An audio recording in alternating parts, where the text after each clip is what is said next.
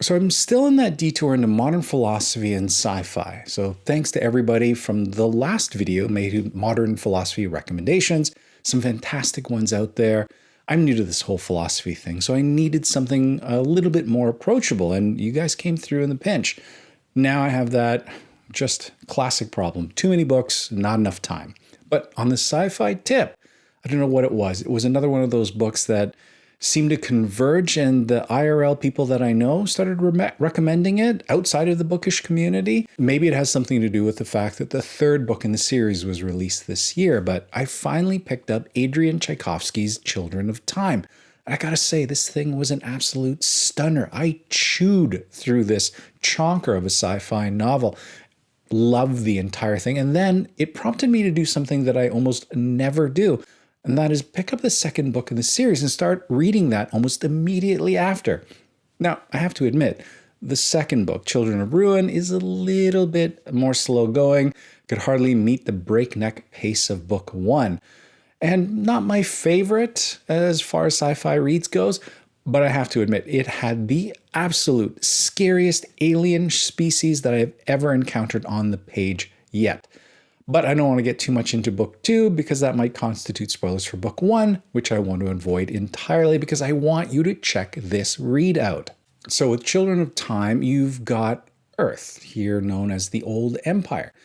Technologically advanced, but still at each other's throats. They're sending out massive terraforming ships out into the galaxy to find hospitable planets where they will seed them with new life, pushed along an accelerated evolutionary path thanks to nanoviruses. Pretty standard sci-fi stuff.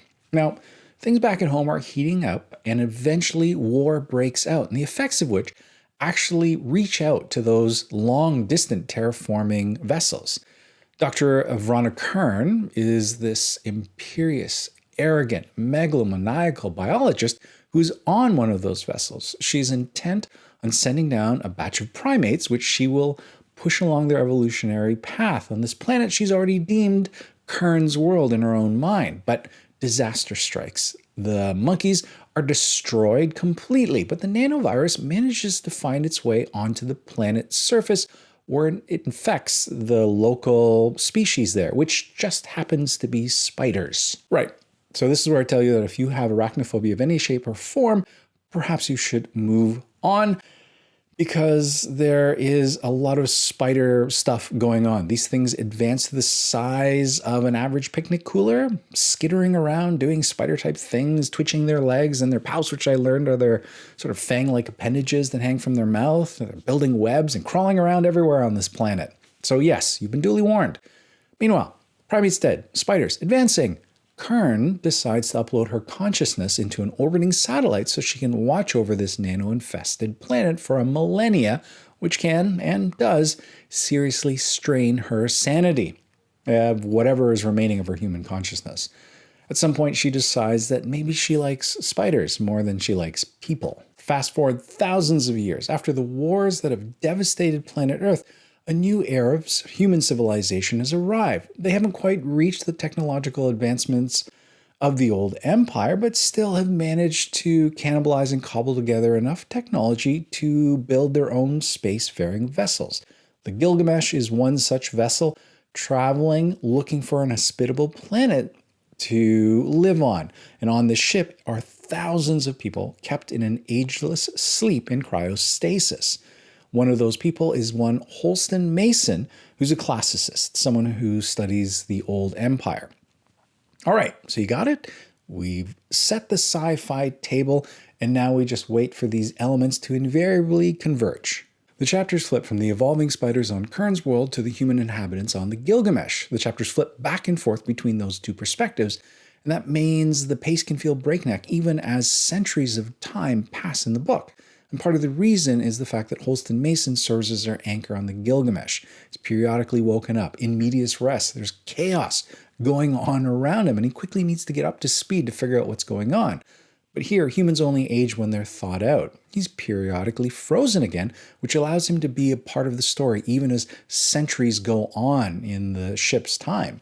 Factions fight, win or loss. Generations are raised on the ship who raise generations of their own, and so on and so on. With that much time, the inhabitants of the ship developed their own religion of sort, and Holston even notes a changing accent periodically as he's woken up. Though, to be fair, you would think if that much time had passed, that the language would become almost unrecognizable. Excuse my Beowulf with the Canadian accent, but Whatwe Gardenum de Yerdum Chum was English just 1,500 years ago. Though, to be fair, I guess if you are isolated on a ship with no outside influence and completely reliant on an oral and written tradition that basically keeps your world functioning, you wouldn't stray too far from the language. They're basically floating out in space on a deserted island. It's Gilligan's Island meets Battlestar Galactica. And it doesn't do to think about how exactly they're feeding all the people on the Gilgamesh. I mean, they're basically floating there out in space. I mean, where's the food coming from? If I think about the amount of food 3 generations of my family have consumed, it would probably cover a city block 3 stories high. So I can only imagine that the food on the Gilgamesh is magically made through science, which I admit is sort of Neil deGrasse Tyson level of nitpickiness, which totally should not get in the way of reading a good story, which this totally is. So Holston provides our narrative anchor on the Gilgamesh as the centuries go by. On Kern's world, Tchaikovsky relies on a bit of sci-fi science to create a bit of a narrative anchor there. For spiders, they can pass along their learnings and knowledge in something called understandings. It allows them to upload them into spiders to gain that knowledge, kind of like uploading kung fu in the Matrix, except in this case, it's more likely science of previous generations. So spiders can pick and choose different elements or understandings that they can slot into available memory slots, as it were.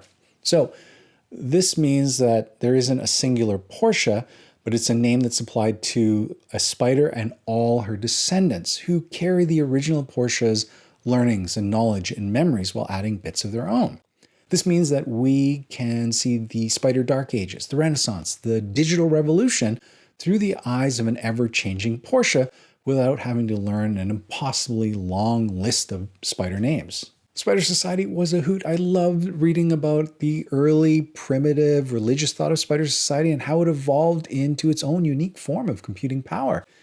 And then the evolution of men's rights. The gendered social system is flipped in Spider Society. Men are seen as merely decorative, simple laborers, basically used to sire a new generation before most likely being killed by the female after mating. And then there's the matter of communication. We take for granted in sci-fi imagining that communication happens through the vibration of sound waves passing back and forth, and that our ability to communicate with an alien species is only a matter of translation. And once we figure that out, we could talk to them, which is a very anthropomorphic way of looking at communication. You have someone like Terence McKenna, who believes that psychedelic experience, specifically psilocybin mushrooms, is a form of communication that we simply haven't been able to parse quite yet. That shrooms could represent a way for a highly intelligent and advanced species to make first contact, sending spores out into space, eventually landing on Earth so that we can consume that and create this symbiotic relationship. It's an alien telephone that puts us on a wavelength of an alien species. Which, yes, sounds like a bit of a tangent. All I'm saying is that communication doesn't have to happen with the vibration of sound waves, and that's the point that Tchaikovsky makes.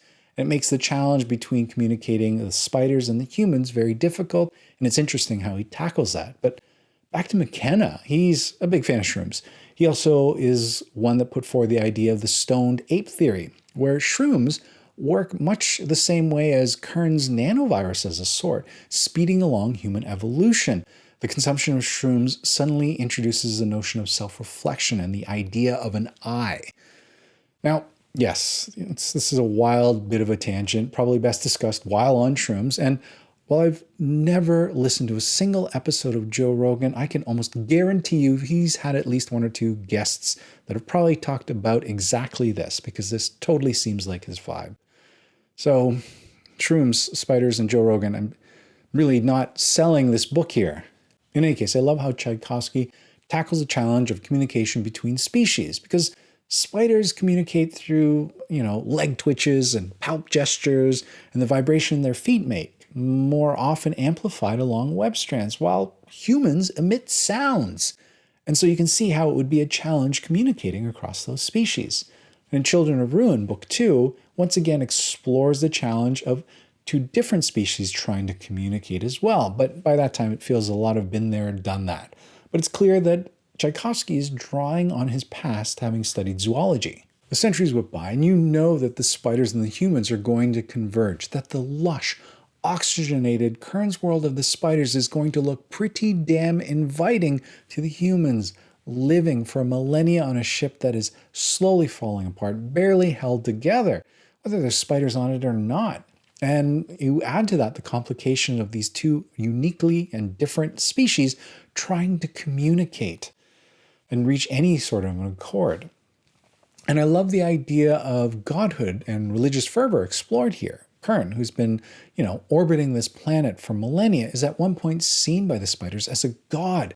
But it's interesting to see how religious fervor changes as the spiders become technologically more advanced. The Children of Time won the Arthur C. Clarke Award for Sci-Fi in 2016, and it joins the top of my list of favorite sci-fi reads of all time. And yeah, absolutely fantastic with a perfect ending. Doesn't end on a cliffhanger. So if you only want to read Children of Time, you would be perfectly fine doing that. You don't need to read the rest of the books. But if you're one of those people that is a completist, the last book in the trilogy, Children of Ruin, like I said, released earlier this year. So all 3 books are out now. So if that's your thing, you can tackle all 3 at once if you'd like. Anyway, fantastic read. I really did enjoy it. It was a lot of fun.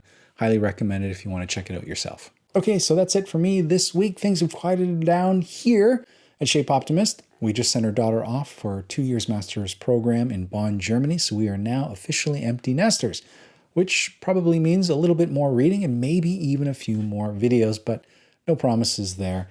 Trade show season is also kicking off at work, which sees me back out on the road, which really does hamper my reading time. But that is it for me. I hope you all have a great week of reading, and we'll talk to you again soon.